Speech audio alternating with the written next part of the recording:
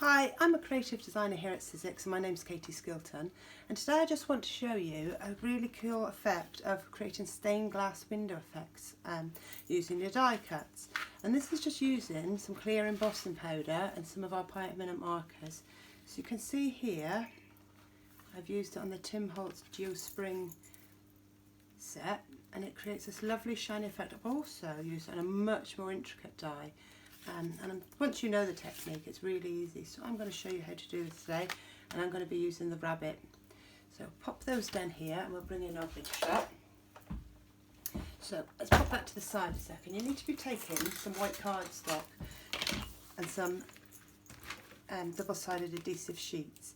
So we're going to start by sticking two pieces of cardstock together using the adhesive sheets, and this is going to allow you to die cut on one piece but not die cut all the way through, and it's going to give you the ability to know where to kind of colour using your pens. So just peel this bit away. There we go, and we'll add our cardstock on top. So this is quite thick cardstock, so I'm using 300 DSM cardstock, so obviously that's two lots of that pieced together. So now we're going to die cut our rabbit. So we'll bring in our big shot. We'll die cut this.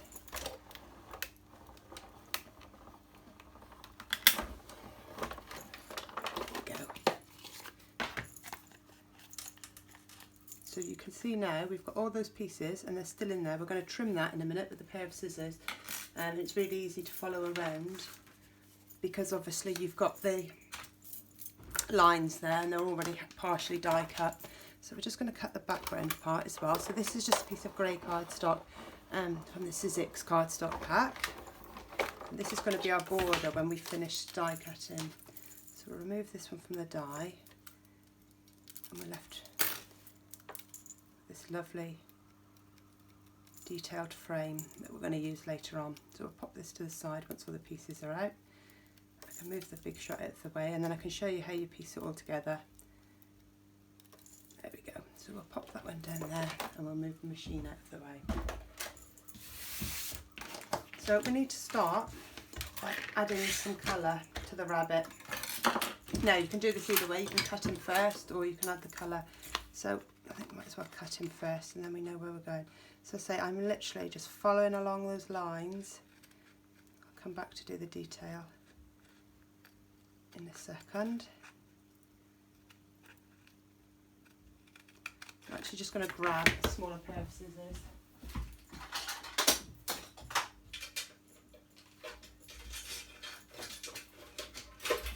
There we go, I'm back.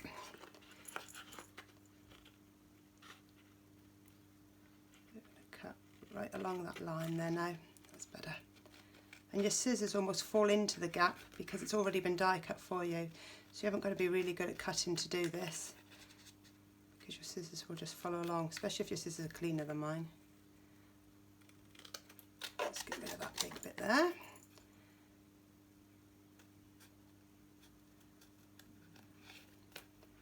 Just go all the way around, following that line. These are quite easy as well because they're they're lovely straight lines in these designs. And we're actually going to go over, so don't worry if you get a couple of bits that you've slightly missed. We're going to pop the frame over the top at the end anyway.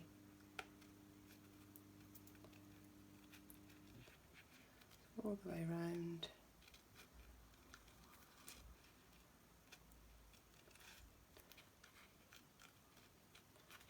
Just allowing your scissors to fall into that gap. Do this last little part of his feet.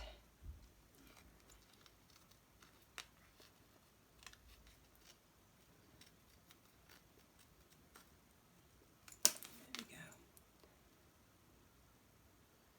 Just tidy up that little bit there. There we go. So we're left with this. Now it looks a bit rough around the edges at the moment, but you don't need to take any notice of that. I'm just going to bring in some plain paper so that we can colour onto it. So I've chosen an orange, a turquoise and a slightly darker blue, I'm just going to take my pens now and I'm going to colour each of the sections. And again, you don't need to worry about kind of staying in the lines with this, because in a second you are going to cover up those outer edges anyway with the frame. So we just need to decide where we want the colour to go. We're just going to add bits of orange. And then we'll add some of the other colours in as well. And you can just kind of be quite random with this. There's not got to be any precise lines. So when you first start doing it, you think, oh, that looks a bit messy. So don't panic, it all comes together at the end. But these pens give a lovely, bright, vibrant colourway to this design.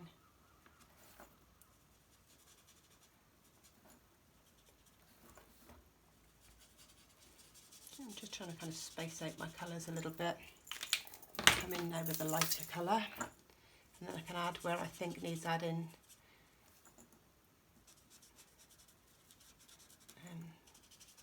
Some other colours.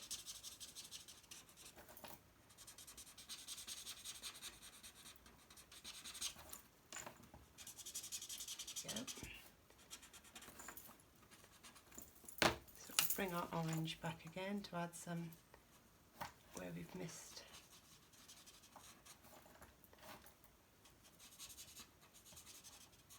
Coming again with the darker blue.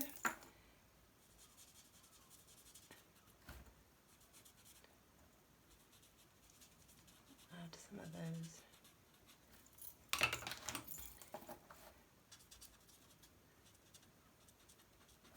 As long as you make sure they're all covered.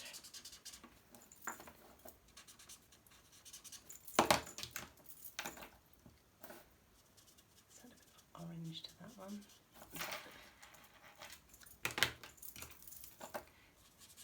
You can play around with these and use different colourways, so just have to play around with your pens, see what colours work well together. I made little strips of pens of each of the colours, so I could see what colours work well together, and I held the strips together, and that worked really well. There we go. So we've got all the colours added now, so I'll just pop my lids back on my pens. So now we are going to emboss. So just want the clear embossing ink. I'm going to grab my Sizzix clear embossing ink.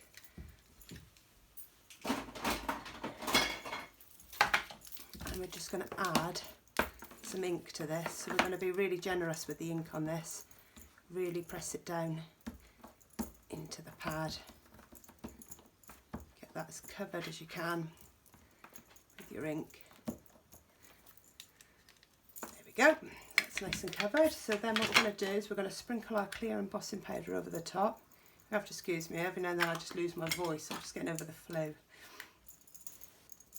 And we'll sprinkle that there. So let's move him off. And we'll pop this back into the pot before we use the heat gun, because we don't want it to be blowing everywhere. Get the heat gun. So now we're going to heat emboss it. So I'm just going to grab my poking tool so I can hold it in place. And we will melt all that embossing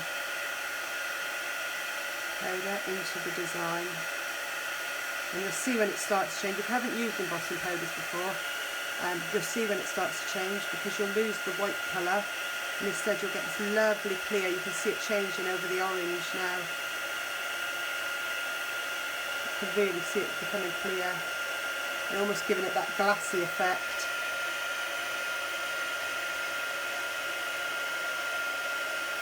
So it's going to give it that lovely raised effect. It's going to kind of give it glass effect. Now you can keep doing that. You can add as many layers as you want. So if you think it's not actually raised enough, just simply go back in and add another layer and repeat heat embossing it. So I'm going to take my frame here now.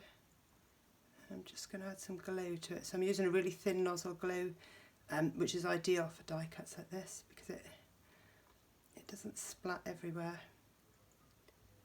I'm just going to, and I'll just dab it on my hand first of all. And then this is where the magic comes in, because this is now where you cover up all the messy lines that you've had. So give it a good press down, make sure it's stuck. And you've now got this lovely glassy looking effect. And die cut. So I've already got a card here. So this is one of the cards I printed. So I printed this onto my computer, matte and layered it using some of the grey to kind of keep in colour. And then I'm just going to glue this on. And we'll pop that on there.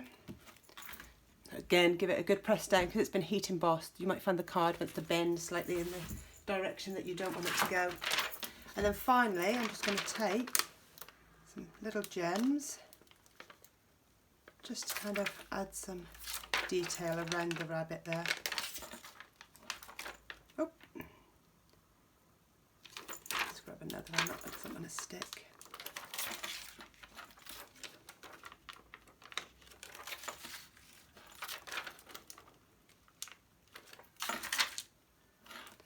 So as many gems as you want. There we go. It's just going to add some detail. So a really fun way to use, different way to use your die cut.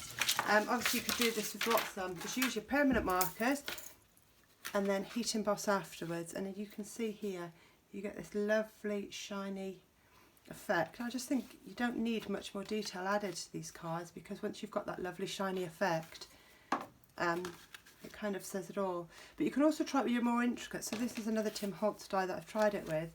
And you can see this is really detailed, so this took quite a lot of colour in, and then I just went over the top, but it's done in exactly the same way, but it gives it that lovely effect.